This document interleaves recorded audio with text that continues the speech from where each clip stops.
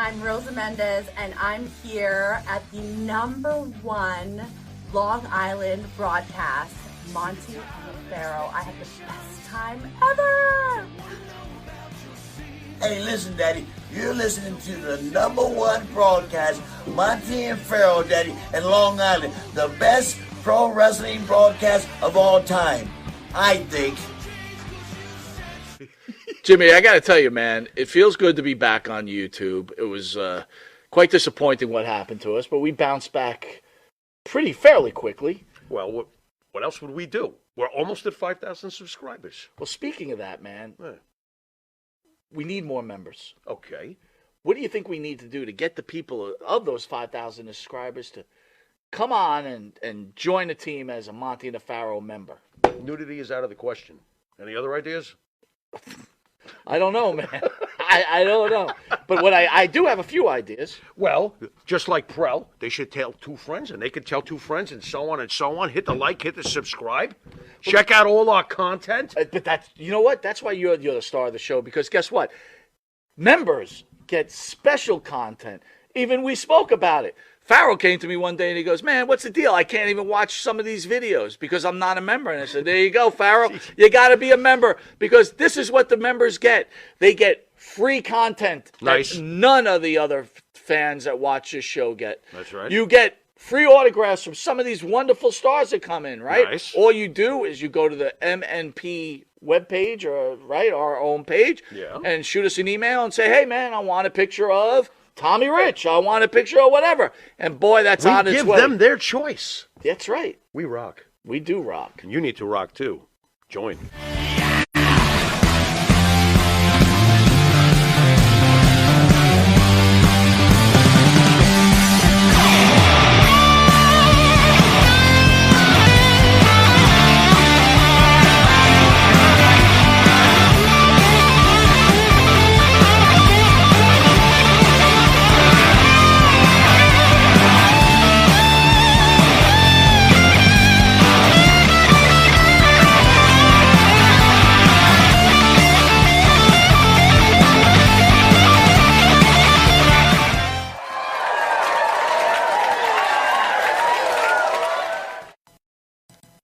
All right, welcome back to Long Island's #1 pro wrestler broadcast, Monte The Pharaoh, only seen here out of Indie Music TV. At the board, back again. Not one time, not two times. Three times. Maybe 4 times. No, really? Abe, how are you, buddy? I'm doing good. How you guys doing? Man, always good to see you, bro. Always good to see you guys. You may be the Monte The Pharaoh lucky charm. Abe. And he's honest. We're off to a good start. He's an honest Abe. He's honest Abe. Yeah, By the way, did I ever tell you my wife hates the movie Lincoln? I think I did tell you that, right? I don't think I saw that. Who played Lincoln? Oh, what's this? Oh, wait a minute. It's the Silence of the Lambs guy? No. It was, he'd make a terrible it was Lincoln. The dude from... The guy from Star Trek? Spock. The dude from Gangs of New York. Oh, okay. Oh, I understand. Daniel Day-Lewis? Yeah, Daniel Day-Lewis. Really? And he was bad? Yeah. That guy's a killer No, actor. I'm a big Lincoln guy, as you know. How does it end? Does he Help get shot? Me, Spock. You know that, right? Help me, Spock. But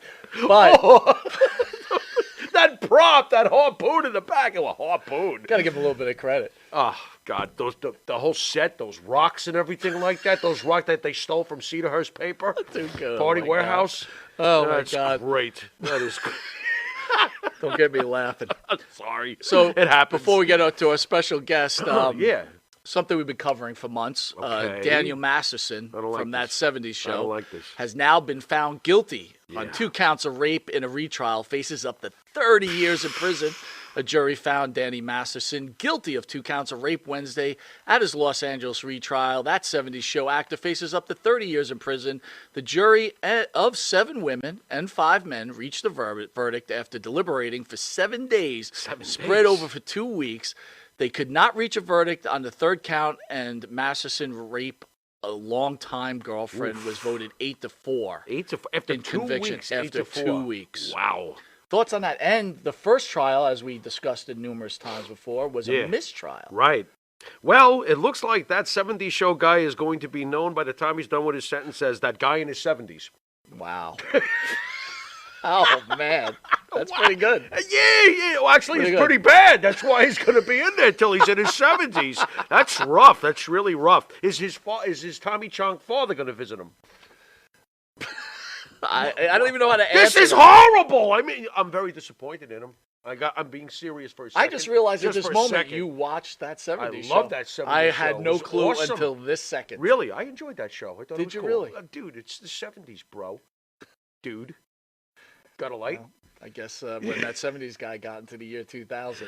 Yeah, was he a should have problem. stayed in the 70s. He was a lot safer. So Oh, we were it's going awful. the holiday, Awful. right? Yeah. So way back, Mm-hmm. for wrestling fans, Teddy Hart, Yeah. who's part of the Hart family, wanted to come on the Monte The Pharaoh show. Sure. As many people do. Sure. And Pharaoh was a big proponent of having He's Teddy a train Hart. wreck. I Right. wanted to have the train wreck on. And I passed, right? Because I was just like, Which you know what? Which 'Cause- shocked me. Well, because I felt like he was an indie guy, and you know how Okay, I I am got with you. the indie I thing, got right? you. I got you.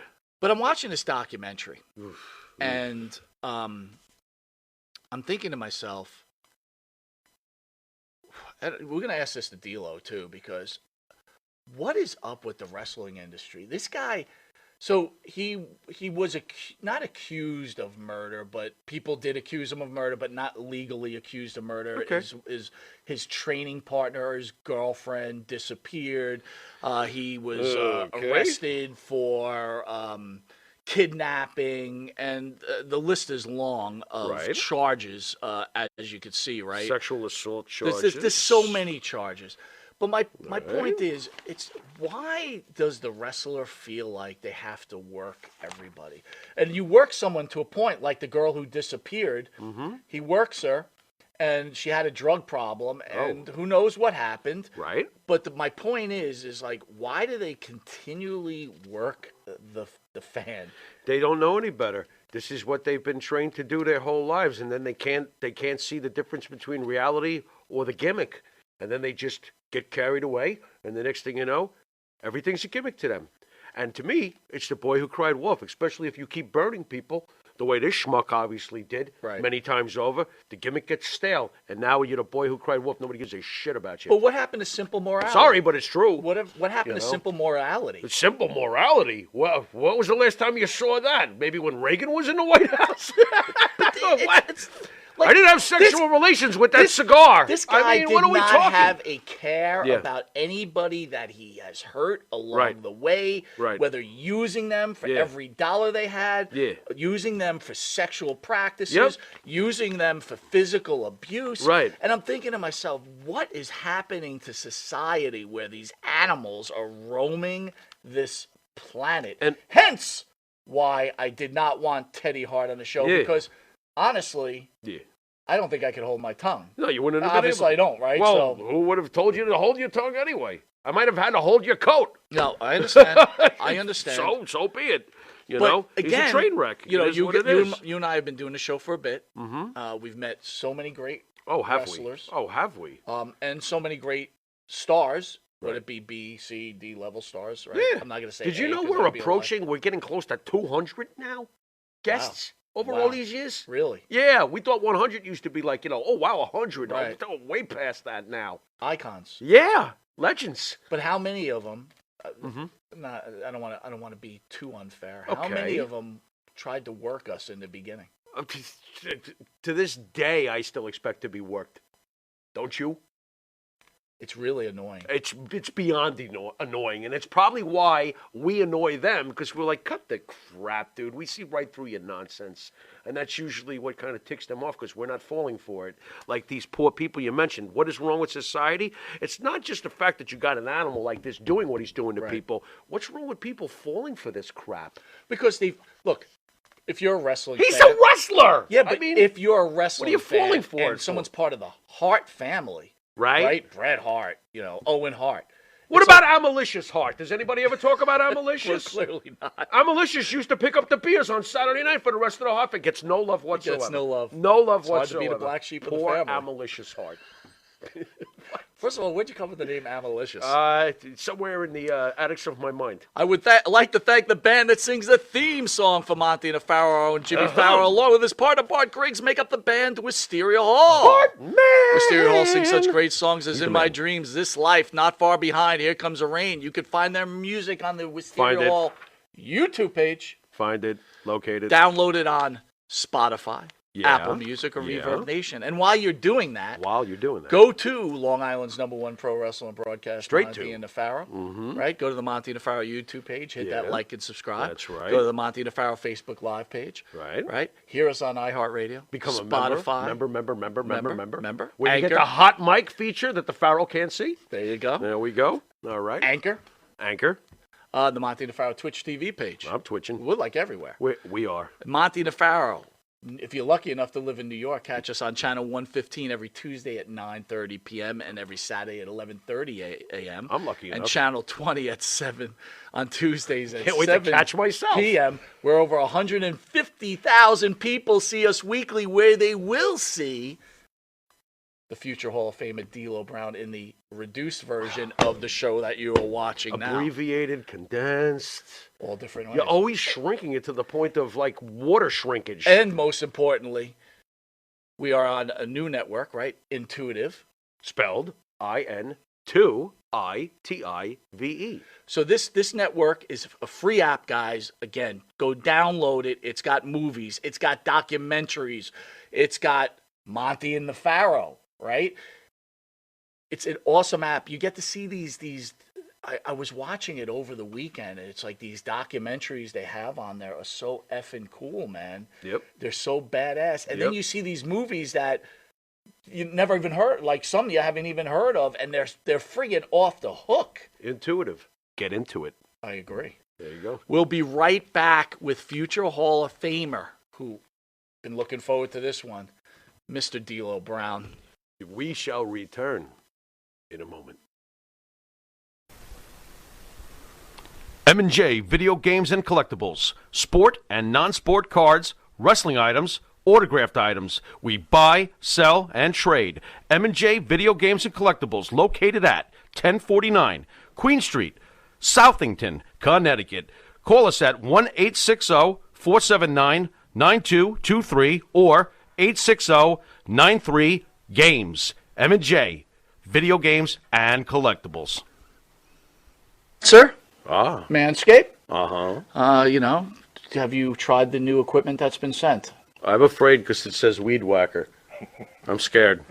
Maven, Manscaped, what are you thinking about Love Manscaped, dude? Love it. What do you use it for? Necessity. What don't I use it for? Put it this way.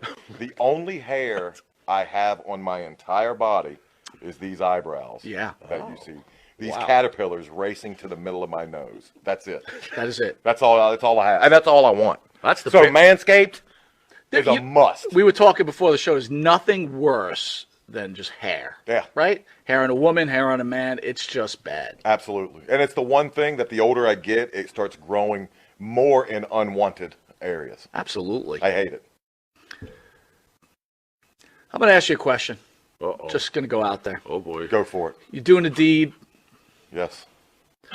Again, I don't want you to have to admit this because we, as men, we try not to admit this. But if you're going to go do the deed on a woman, would you rather have her be hairless or a little hair, racing stripe, or racing stripe, full retro bush? Racing stripe. Retro bush is out. Yes, thank you. Retro bush is out. Yeah. I don't mind a small, well-manicured landing strip. Every now and then, if it's completely, and I'm talking like baby's ass bald, then I start. Where is that pedophilia line? I don't want to wander into that. That's very interesting. Like that. I never thought about that. You're a smart dude. Holy shit. So if the landing strip is clean enough for the plane to go in smoothly, you're cool with that? If the landing strip has, like I said, well manicured, you can see both sides. It's not like blinking lights on both sides of that. I just don't. I don't want. I don't want the shrubbery going off into unwanted areas on that. Gotcha. As well. Oh, look what you found. Ooh. I got to be honest though. Hey, the older I get though, I don't think I can be as. I found it. Have you ever gone down there and she slowly brings down the underwear? Then what is? Retro. Just, Absolutely. You're like, whoa. Wow, Yeah, like, I'm like 46, it of pops course. out? Do you like walk out or what do you do? No, I muster through. I muster up the courage to get He's through. a trooper. He's a trooper. Got to give him an A. Oh, not all heroes wear capes. Yeah, There you go. I hear you. There you Listen, go. I couldn't Superbush. say. I couldn't say. Well, if you have the same beliefs as Maven, does Manscaped could help you? Absolutely. The weed whacker. Absolutely. What are you thinking? I'm thinking that I may have to, go in a room, close the door, and hang out with the weed whacker for a little while. Man, I think you're a retro guy, aren't you? I like 70s adult films, if that's what you're getting at. Yeah, there you go. Yeah, But with that, Ron we're going to take Jeremy, a quick Batman. commercial break and we'll be Anyway. back with this wrestling icon, Maven. We will see you in a drop kick second. Drop kick. All right, welcome back to Long Island's #1 pro wrestling broadcast, Monte The Pharaoh, seen only here out of the great indie music TV straight out of Long Island. Why are you looking up in the air? I'm looking around at Indie Music TV. It's Wow. a lovely scenario. It's a lovely place. It's lovely here. We're welcoming future Hall of Famer, Mr. D'Lo Brown. D'Lo, how are you, sir? What's going on, fellas? I got to tell you, it's hard to follow that Manscaped commercial. That's all I'm put out there. Just one time. That's hard. It's hard to follow that. Where's your landing strip, D'Lo? It's right over at Henry International Airport right here in Las Vegas. The plane. Oh, my God. Hey, so D'Lo, you kind of heard our little shtick here between me and the Pharaoh about wrestlers and working the public. And what are your thoughts on that whole thing? Am I out of line with those comments? To some degree, because in a lot of ways, before the internet, we were always taught to keep who we are and our personal life separate. And then now it's more accessible. And to me, I like keeping my anonymity of who I am. Now, I don't try to work people. I don't try to pretend I'm something I'm not.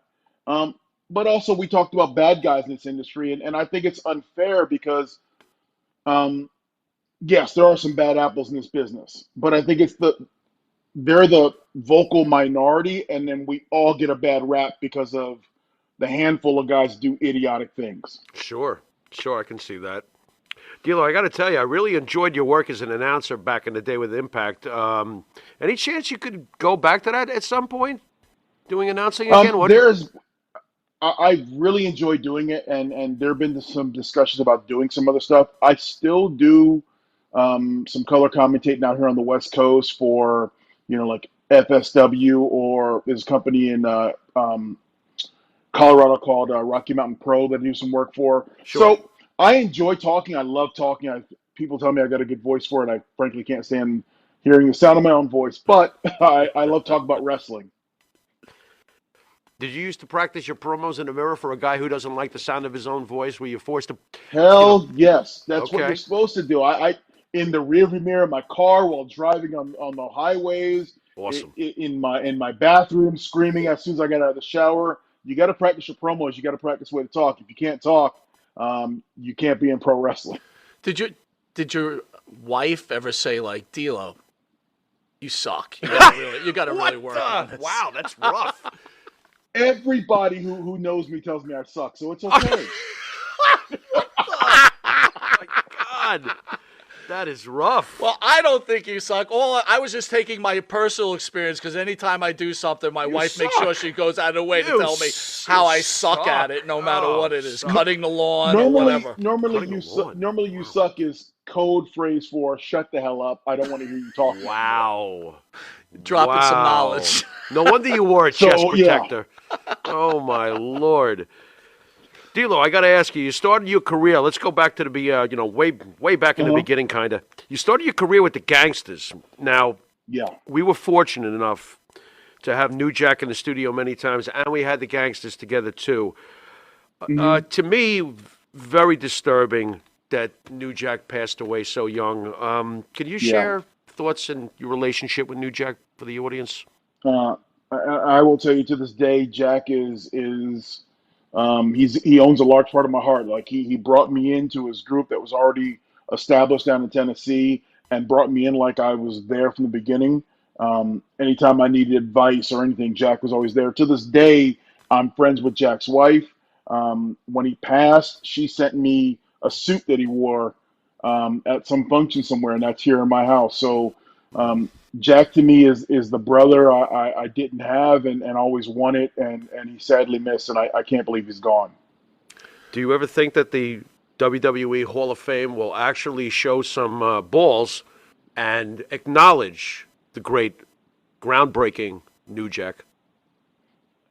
I would love that, because if you can put a guy like Abdullah Butcher in, who really never wrestled for the WWE, if you can put him in, or the Great Muta, Jack was a revolutionary promo. He was as real as it gets. Oh, He yeah. was cutting edge, and he changed the way people looked at wrestlers and the realism of what wrestling is. So for me, he owns a spot in the Hall of Fame.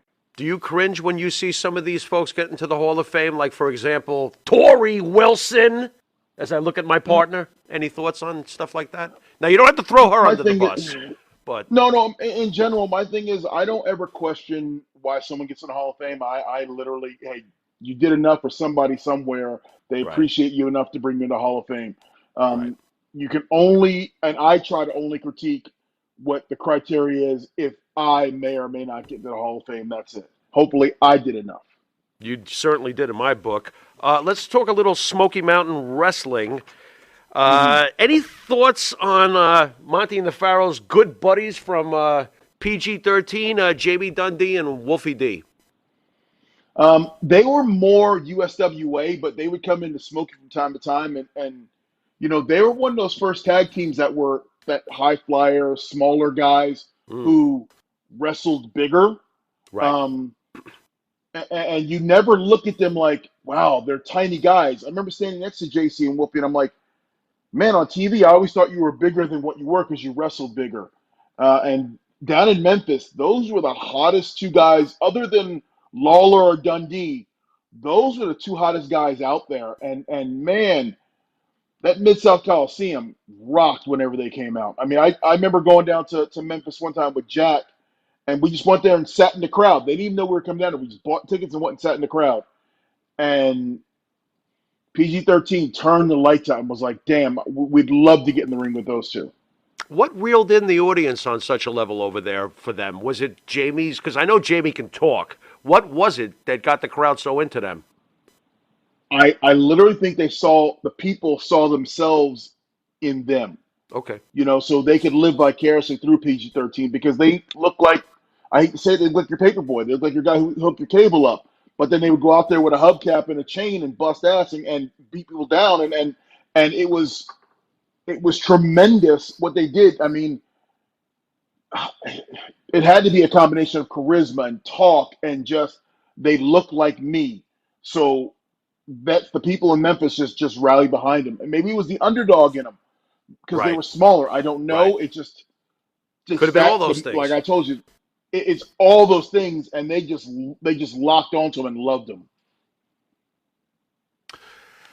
So, I guess you ran across Jim Cornette a few times. Mm-hmm. I'm not a huge fan. Did you ever want to slap the crap out of that guy? With his racket? With his Only racket. in the ring when I was booked to. But I'm a Cornette guy because Okay. he's the guy who gave me my opportunity in wrestling. I mean, Oh, he's a he brought me to genius. Smoky Mountain Wrestling. Yeah. So, I know everyone has an opinion about Jimmy. Either you love him or you hate him. I'm one of those guys where if it wasn't for him, I wouldn't be here. You wouldn't be talking to me right now because he gave me that start. So, I got nothing but love for James Z. And I know he's not everybody's cup of tea, but Yeah. I love him. So, were you a big wrestling fan? You obviously knew who Jim Cornette was when you got there. Oh. So, Huge wrestling fan, bro. 9 years old. I'm sitting there watching, Dusty Rhodes getting beat up, or the Rock and Roll Express fighting the Russians for the NWA World Tag Team titles. I mean, I go back to watching a little bit of late Harley Race and watching Ric Flair. And dude, I mean, I am a wrestling fan since the time I was 9 years old. And it right there is an image of me. Just when you see the image of me, think inside and look inside my mind. My 9-year-old self is laughing his ass off because he can't believe he's doing this. so great. Wow. That is so great. What was the wrestler that got you going? Like, who was the one that lit the fire? it was like guys like the Rock and Roll Express fighting the Russians, like I said, or I was a grunt guy. Like I loved Arn Anderson, I loved Ron Simmons, I loved Tully Blanchard, guys who weren't the flashiest of guys, but just went out there and just kicked ass. Greg Like those Valentine? are the guys who drew me in. Greg Valentine? Greg Valentine's another one, There we yes. go. There we go. And So I know. I'll go northeast. I'll go northeast because I grew up in northeast, like watching Gorilla Monsoon and Greg Valentine and hell, Dino Bravo, guys like that. Dino Bravo. Those Nice. guys who weren't the flashiest guys. Just if you saw them in a bar, you'd be scared of them because you knew they can kick ass. Yeah, like Right. Harley Race. I'm not fighting that guy. Hard, No way. yes, No way. So I know you have a degree Yeah, in account. Good. yeah. Go ahead. No, I'm saying Harley Race has been long gone for some time. I still wouldn't mess with him. He'd come out of the grave and still No. kick my ass. No. All right. So don't I get agree. mad at me on this, D'Lo. So we talk about this all the time. Don't start And with Harley. Don't I'm do not it. starting with Harley. All I have to say is this. This guy. I was a WWE guy, right? So, True. or WWF guy, old school. Yep. For some reason, I just never got Harley Race. Why? What was wrong with me? Explain what made Harley magic. Okay, so and there's a fundamental difference between WWF and the old NWA. And WWF was glitz and glamour and showtime, where NWA was, you know, bingo halls and just fights. And Harley was a fighter. He wasn't the most glamorous or spectacular or charismatic. And that's why I don't think he really translated to the Northeast and to the WWF crowd as well as he did with the NWA crowd, which they expected that bar fight mentality. Interesting. King Harley Race got booed pretty heavily, though. He did a good job when Vince asked him to. King Harley did because he was a character at that point. He wasn't Right. just Harley Race. Right. When it's just Harley Race, the white guy with the curly fro, and just going out there and wrestling in a pair of tights. That's not the most exciting of wrestlers in terms of charisma. You know, and then you go to the King Harley, it's a whole different character. Right. So let me ask you this. Becoming a wrestling fan, back in the day, there wasn't a lot of black wrestlers. How does a black man get intrigued with pro wrestling when the majority of the wrestlers are white? When I first started wrestling or started watching wrestling, it never even came into my forefront of there's a lot of white guys there or some black guys. And then I saw a guy like Ron Simmons. And then it dawned on me there's a guy who looks like me who's out there winning and not just getting beat up like Rocky King or, you know, Coco Beware. Right. Right. So then I thought, you know, there's a guy I could be like. And if he can do it, why couldn't I do it? And then you start just watching it, and color to me goes out the window when you're watching the art of wrestling and the entertainment of wrestling. It's just fun, and I just fell in love with it. It was literally the thing I wanted to do since the time I was 9 years old. Love it. So I know you have a degree in accounting, but can you tell me what it was like telling your parents, "Hey, mom and dad, I'm not going to be an accountant. I'm going to be a pro wrestler." Oh boy. So it was it was not the easiest thing to do because I was always taught education was a thing, and it is and it still is to this day. I just could not sit in a cubicle with a suit and tie on. I was an athlete from the time I could walk. And I wanted to explore what I was going to do. And I remember leaving my job. I worked there in New York City for a Fortune 500 company. I remember taking 2-week leave of absence. I remember driving down from New York City to Morristown, Tennessee. I never went back on those 2 weeks. I never went back for my 2-week absence. Did you frog splash your laptop on the way out the door? I threw it in the Delaware River. Wow. With that belt Austin tossed in the river. Excellent. It's right there Excellent. next to it, bro. Right there. Where do you think they got the idea from? There you go. That's good. What? And is your mom calling you like, "What are you doing right now?" I'll just say it like this: I was not very encouraged. I Oh, was man. called every negative word in the planet. I was told I was going to fail. Um, I was a moron. What is an idiot? What am I thinking? I'm throwing my life down the drain. And a year later, those same people were asking for tickets to the Philadelphia Spectrum. So I Yeah, think I did all right. I was going to say, did you send them your tax return after your first big paychecks from WR? I'm an accountant. I can do Uh, my taxes too. What do you think of that? I let them know that their opinions were there, but they weren't needed and they weren't appreciated. That's awesome. So you have two wonderful daughters, right? Bria, am I saying that correct? Bria, I have three: Bria, Peyton, and Harper. Okay, Oh, so I'm going to three. focus on Peyton. I'm assuming you named her Peyton because you must love sweetness from the Chicago Bears. Would I be correct? That is completely 100%. He is the reason I fell in love with the Chicago Bears. I saw that man run one time, and I was like, "That's my guy. That's my team." And ironically, it was 9 when I fell in love with them, and I've been a Bears fan ever since. Is it just me? Because to this day, I still want to smack Mike Ditka for not letting Sweetness get a touchdown in the Super Bowl. Are you mad about that? I was so mad about it at WrestleMania 13 as I'm sitting there having a conversation with Walter Payton. I asked him, "Were you mad standing on the sidelines watching the refrigerator score touchdown when that should have been yours?" And all he did was smile. There you go. There you go. He So was too yeah, classy to say. to this day, the most egregious thing to ever not happen in the Super Bowl is Walter Payton not getting a It touchdown. was sickening. I'm still mad about it, and I'm a Jet fan. Where does Peyton rank in the all-time running backs? Ooh.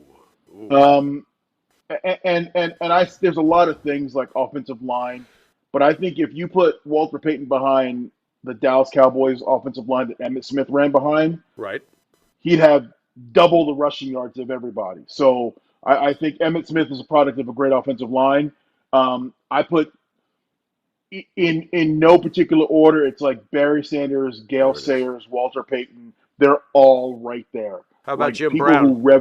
Who we and Jim recently. Brown's another one. Right. People who revolutionized the running back position and were like, that bell cow running back that we haven't seen in the NFL in 20 years. Am I out of line with this statement? I was talking to Pharaoh about this last week after Jim Brown's passing, and I was always a huge Jim Brown fan. But in today's NFL, would a Jim Brown or Walter Payton be just a very good running back instead of a great running back? Yeah, they'd all be serviceable and good because the league has moved away from it, and they're not relying on one guy to tote the rock 35 times. Right. You're lucky if you get 20 touches as a running back in today's NFL because, Right. Today's NFL is about getting the ball down the field through the pass because they want to put up points. And back when Sayers and Brown and Peyton were running, it's about let's grind it out, 3 yards in a cloud of dust. Let's just win the game, Sure. 7-14-7. Right. Where now they want to win 28-7 and they just want to, get up the field. So I think a guy like Walter Payton today would just be above average back because of his lack of usage. Basically, the running back like a Larry Zonka doesn't exist anymore. No, that guy is. I don't think that guy ever comes back. Right. I don't think that running back ever returns. Too bad. Too bad. I love that game. I love that. While we're still on football, because I got to get it in. Oh, boy. You know it's coming. Yep, another jinx. Eddie, I'm not going to say the name of the game. Okay. D'Lo, is there any chance, Oh being my God. lifelong Jet fans over here, so you understand the pain, okay? Maybe you Okay, don't. yep. Maybe you don't.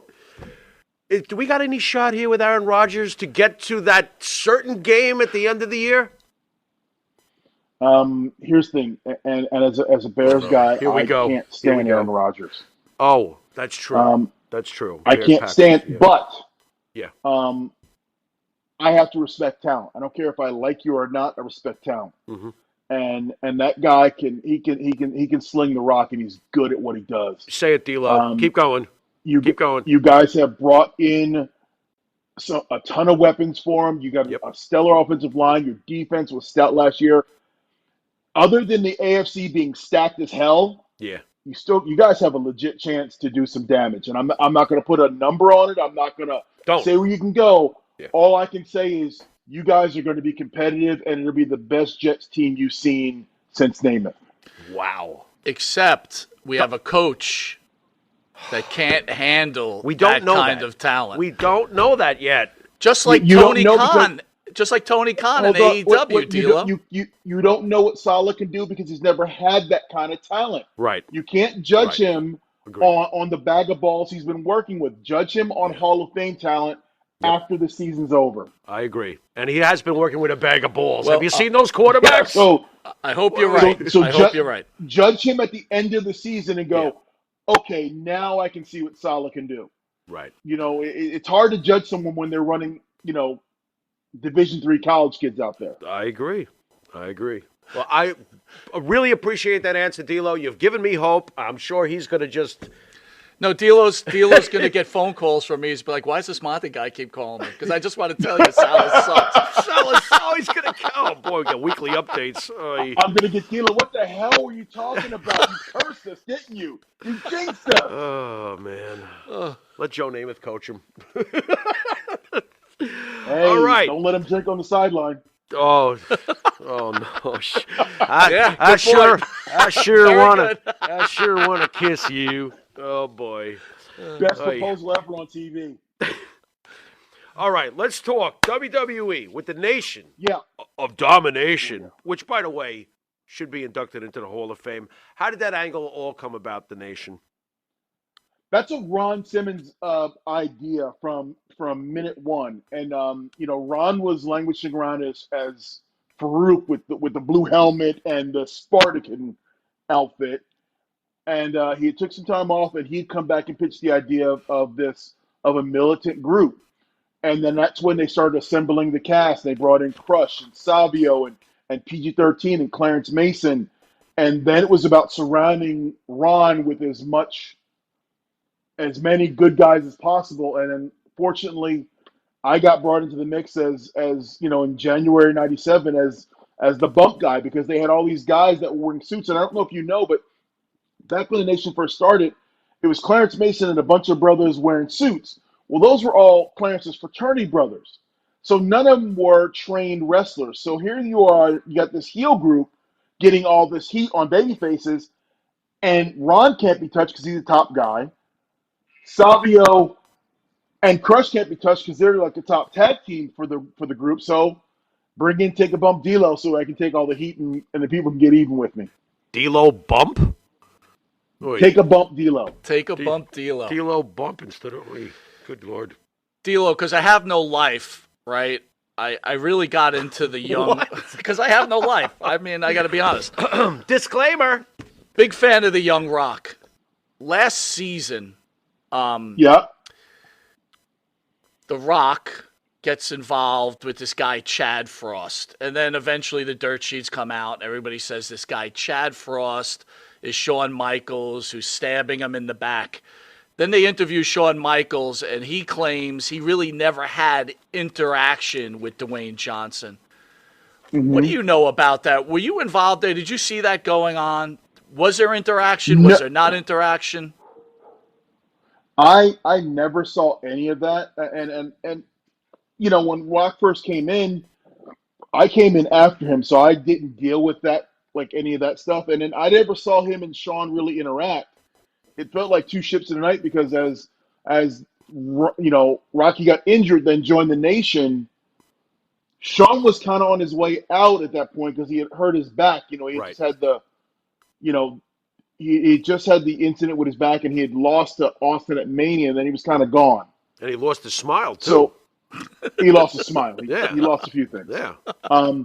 And so I never saw the interaction between the two of them like that.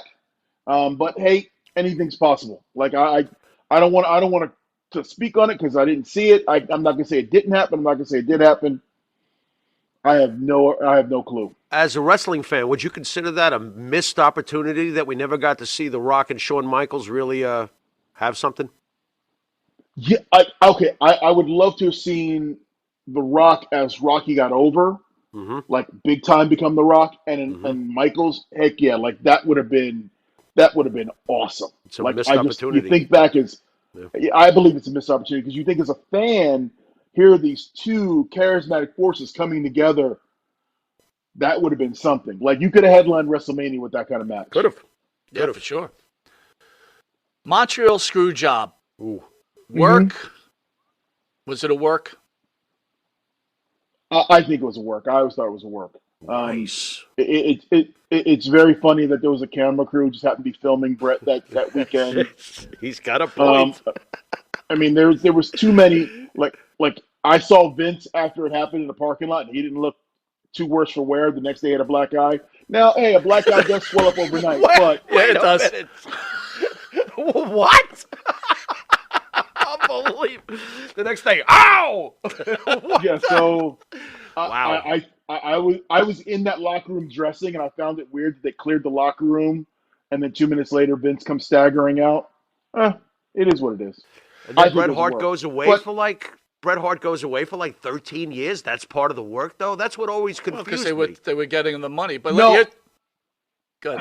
that part I can't figure that part of the work out. Thank you, because that confuses me. Well, I kind of think that maybe Vince couldn't afford his contract and got him a better contract because he had loyalty to him.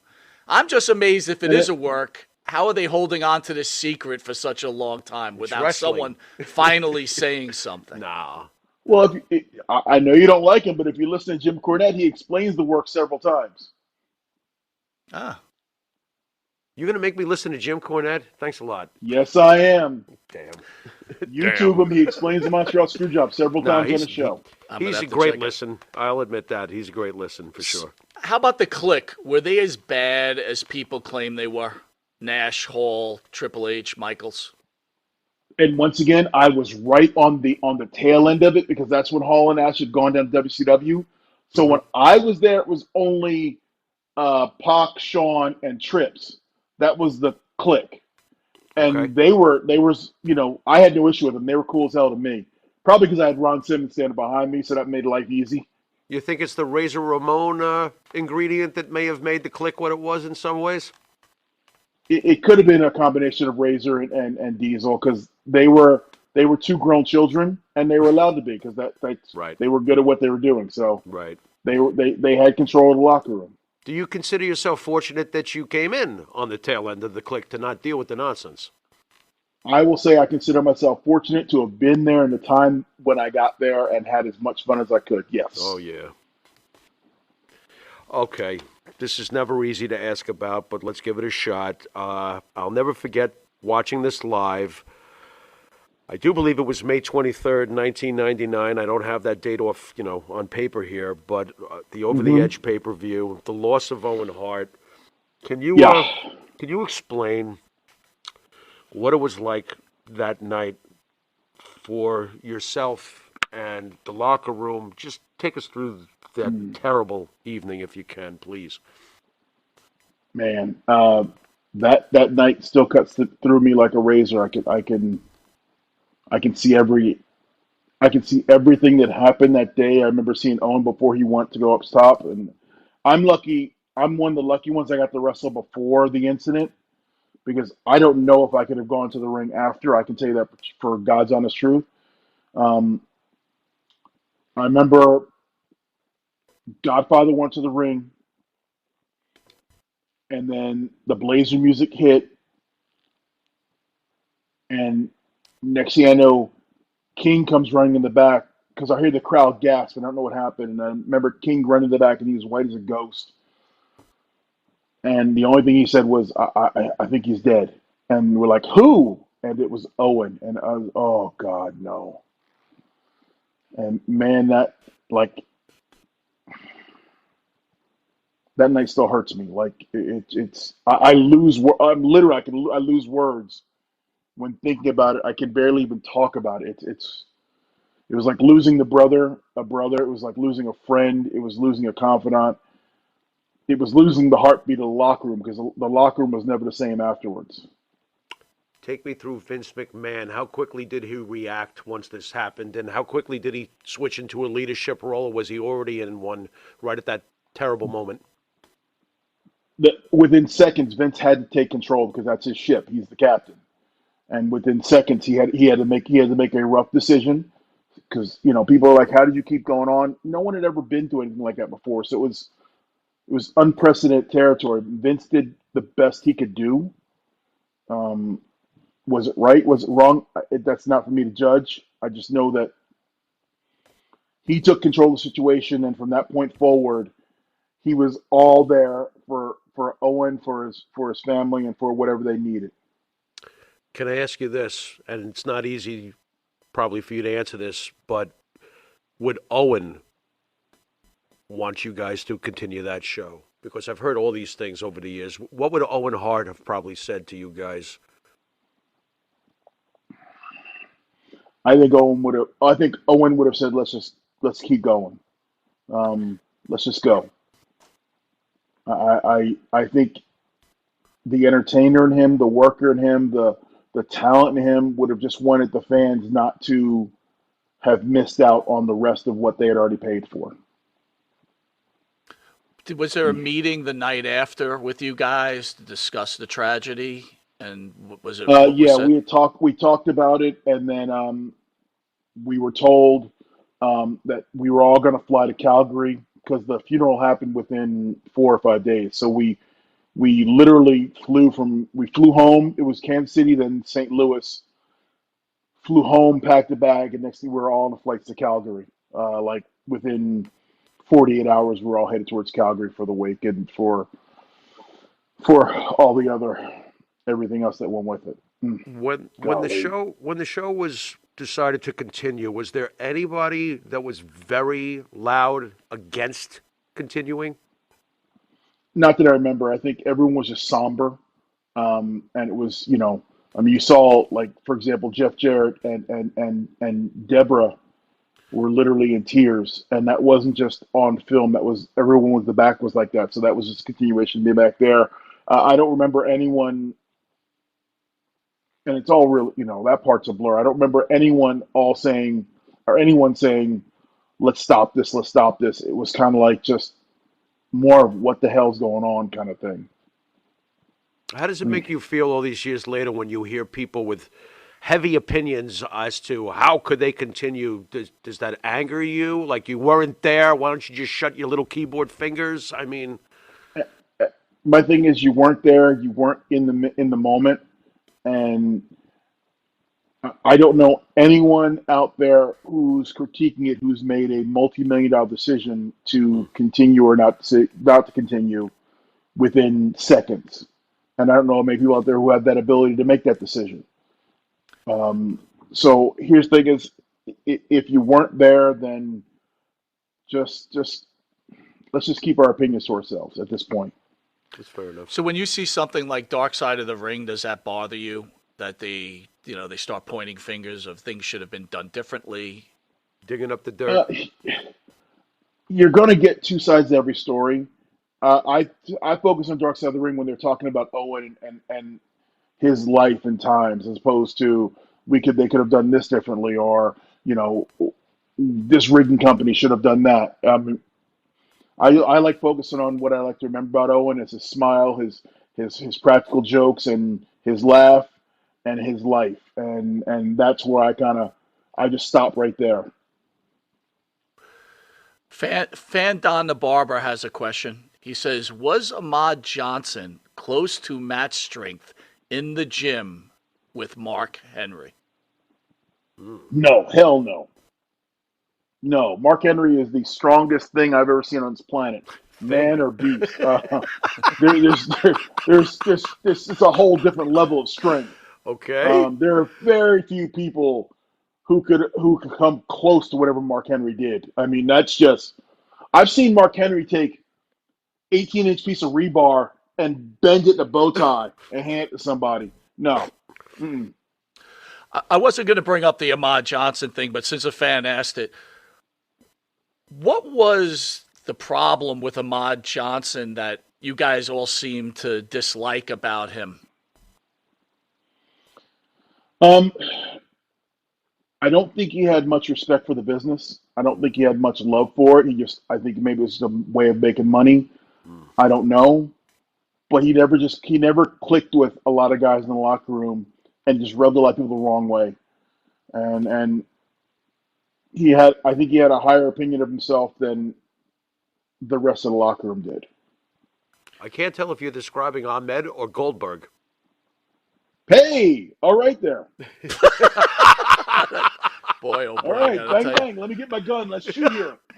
Bill, you all right? you. Was Ahmad dangerous in the ring though? Mm. uh, he was very unsafe. Very unsafe. And I don't pull punches on that because as someone who's been in the ring and had an accident, and it was a complete accident, I never ever try to take liberties on somebody in the ring, and I can't say the same about him. I was there at the Nassau Coliseum that terrible night happened between you and Hmm. Draz, and I can only imagine what you have to deal with, right? I mean, Hmm. I wouldn't wish that upon anybody. How were you able to come to grips with that throughout your life? Because it certainly is a difficult situation. Well, I mean, it was hard. In fact, I quit wrestling like I was done. I literally went home and got on my couch and called Jim Ross and said I quit. I'm done. I can't do this anymore. And then luckily he gave me a little time to sit and think. And then talking with Draws and visiting with Draws, and then having Jim Ross call me and tell me it's like playing football. I mean, we all go into this knowing that it's not ballet and something can happen. And unfortunately, it happened then. And the funny thing about it, Draws and I have watched it back together, and we still can't figure out what went wrong that night. We had done the running power bomb 100 times on shows all around the country. Never an issue. And that one night, just something went wrong. And Did going D'Lo? back to Did you? conversation with Jim Ross, he talking to me goes, you know, it's a shame that one career had to end. Let's not make it two.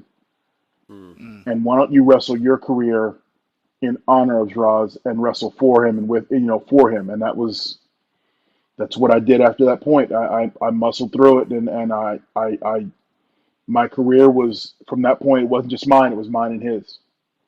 Were you afraid of competing after that? I mean, it's the slight game of inches, for God's sakes. Obviously, I mean, were you like tentative about getting back in the ring and bumping and doing all the things you do?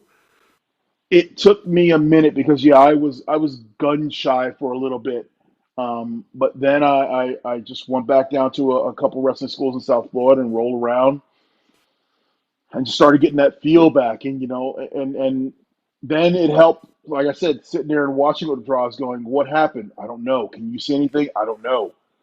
So it was just an unfortunate mistake, an accident that happened, and from that day, I've never done the running power bomb again because I was like, you know what? If I can't figure out what went wrong, I'm never Right. going to do it again. Mm. Yeah. And so I've never done the running power bomb from that day forward.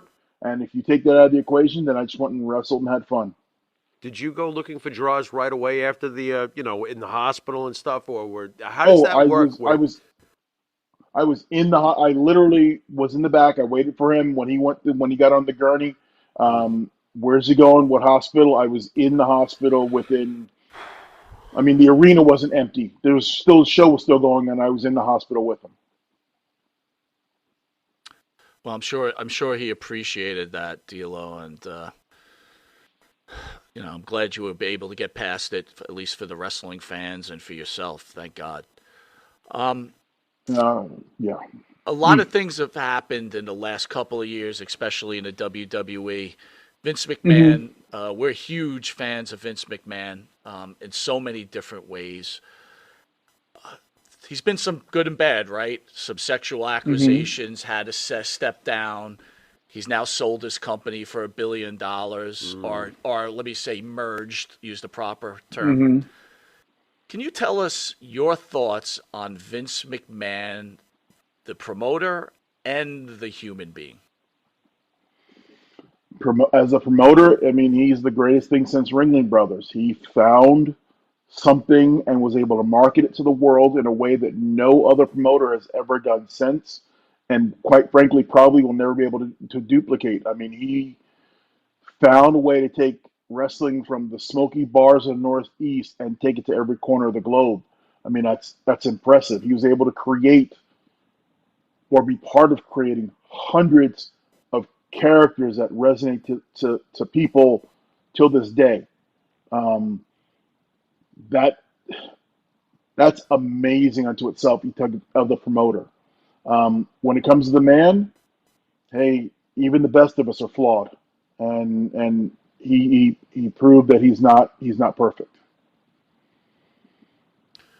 You really come across as a really good human being and well thought out. Would you give that credit to your parents and your upbringing? Oh, that's my mom, my grandparents. I was always taught education from day one. Speak like you've been there before. Speak articulately. Let no one have the ability to cut you down in any way. Let your actions speak for you instead of people judging you on what you look like or how you speak. So, um, my mom, my grandparents, I give them all the credit in the world. All right, we're gonna hit you something called the Pharaoh's final question. Okay. Unscripted. He may ask you Oh, here we go. what underwear you Uh-oh. wear, I would what not- kind of Oh God. sandwich you eat. I don't know. I'm not going But, to ask him what kind of we're underwear gonna he have it. wears. I don't know. I don't know what you're gonna Jesus, ask. It's unbelievable. Fruit of the Loom or Hanes? Commando. Commando! Wow, let's get froggy. Unbelievable. Hey, that's where you think the frog splash came from. There we go. There we go. We're all over it. Okay. Let's see. D'Lo, who's the greatest European champion of all time? That's you. X-Pac myself. Thank you. X-Pac myself. There we go. If you could I change, never like putting myself over. X-Pac myself. if you could change anything in your booking back in the Attitude Era, what would you have done to make your character even more of what you thought would work for it? Never be involved with Tiger Ali Singh. Very good. Hey, all right. Okay. All right. Well, I got to ask you the question, and we're going to let you go. Thank you again, by the way. What an honor it is to have you on the show. Yes. Incredible human being. Thank you so much. Don the Barber asked, you worked with both. Who would you take up in a fight, Ron Simmons or New Jack? Oh, God. Neither. I'm running from both. Yeah. Look, Oh. in the dictionary, if you look next to the word man in the dictionary, there's a picture of Ron Simmons. Okay? There's a picture of Ron. Yeah. New Jack, a fight was never over with New Jack until New Jack said it was over. Like, he could come from the grave right now and fight. So I don't want to fight either of them. Yeah. Yeah. I'm hiding right behind you. There we go. Excellent. Now I have to I'm hiding ask. behind Oh, you. you're hiding behind us? Wait a minute. You're He right. can't even run. Forget it. What are you talking? So the first time I met New Jack in studio, Oh, I said love to him. Pharaoh, he Love looked him. through me like I was glass. scared him. And I'm like, this guy's like kind of scaring the crap out of me. Was that the gimmick, New Jack, or was there no gimmick in New Jack? Was he working him, or was he just being New Jack? Okay, the line between New Jack and Jerome Young Right. was razor thin. Yeah. And Yeah. they were both the same person, but yet if you knew Jerome and if you got in his good graces, you got to see the other side of Jack. Yeah. And that's the side that I love. Like, I got to see Jerome Young, and that's the side that's my brother. Now, New Jack, I wanted him when we were going through those damn, high school arenas in Tennessee and Kentucky. I needed New Jack there. I need Jerome. There you go. There you go. Sir, thank you for joining us. We can't thank you enough. Wish you the best. Where can fans see you in upcoming weeks, months? Well, first of all, let me say thank you guys for having me on. I appreciate it. It's fun. I enjoy being on here talking. Just follow me on Twitter at DLoveBrown75. I used to say I was the only verified dealer, but for $8.99 you could buy verification, so anybody can be verified nowadays. I have a And Twitter I've used, account that says D'Lo Brown, the real D'Lo Brown. So there you We've go. got a D'Lo for see, sale. there you What the heck's go. going on here? So if you follow me at Dealer Brown 75, you'll know exactly where I'm at. I'm doing a little freelance work for Impact Wrestling again. I'm over doing autograph signings all the time, all around the country. Just come out and see me, say hi. Very approachable, and I'll probably talk to you about the Bears for 2 hours. Oh, There you we go. Well, ladies and gentlemen, the great D'Lo Brown. Thank you, sir. Thank you for D'Lo. joining us. Appreciate it, gentlemen. Thank you. Thanks, D'Lo. Thank you, guys. Wow. Good, right? Guy, he rules. That was fantastic. That guy's a true gentleman. Yeah, he is. He is. But you know what? I don't think I expected anything differently, to be honest with you. I wasn't sure what to expect, but I'm quite pleased. And he was like the E in entertainment even back then. The guy was entertaining as could be. Absolutely. And I got that question you asked about him announcing again. Yeah, really. He enjoyed it. WWE would do well if they brought him in as announcer. He did a really good job. I think he would be great. Who's he replacing? Who are we firing? We got to fire somebody. You're fired. You're fired. That's a good question. Yeah. Well, you know what? Why we even say WWE? AEW. What do you mean? Excalibur's award-winning. What are you talking about? Exactly. What do you mean? Exactly. Yeah. Why wouldn't you want a tenured guy like that announcing? And if you were smart, Tony Khan, you would have him book an agent for you. Yeah, that would be intelligent, but so would be a 5-minute segment every week with Monte and the Pharaoh interviewing wrestlers on the show. And giving them a hard time. Does the nation and then getting beat up. Does the nation get into the Hall of Fame? They should. I think at some point they probably will. At some point down the road, you can't keep overlooking them. But then again, they overlook a lot of others. So, I guess when Vince gets the win, or maybe Triple H makes a push for it, it'll happen. Impact is faction. Well, nation. from that time period, they made a nice indentation, didn't they? I thought that they were fantastic. I think that almost the sands of time now, it's like, I think you need to recognize them. Because the sands of time are, be in the sands of time. Hurry up and do it already. That's a good point. I mean, what are you waiting for? You got Tori Wilson in there. Again, like I'm everybody, we're that. honored every Thursday for you guys joining us. Again, you are watching Long Island's #1 pro wrestling broadcast, Monte The Pharaoh. Catch us on the Monte The Pharaoh YouTube page. Catch us on the Monte The Pharaoh Facebook Live page. Hear us on the Monte. It's more like fake book, but yeah, Facebook. There you go. Yeah. Catch us on where all audio is and on the new network, Intuitive. Spelled where INTUITIVE. You got that down, brother. Get into it. And again, I'm telling you guys, it's a free app. It literally takes nothing. Just download it on your phone. Get it on Roku. They've got so many different things on there. Documentaries, movies, comedies, there's just so much stuff, and most importantly, the flagship show. There we go. Monte and the Pharaoh. Brother. Again, I want to thank the great D'Lo Brown, future Hall of Famer, one of the greats of all time. Everybody knows who D'Lo is. Again, I want to thank everybody who joined us tonight. We love you. We will see you next Thursday. Abe, another great job producing. Way to go, Abe. Thank you again. Way to go. This has been Mike Monte. This is the Pharaoh. You've been watching Monte and the Pharaoh. And until next week, later.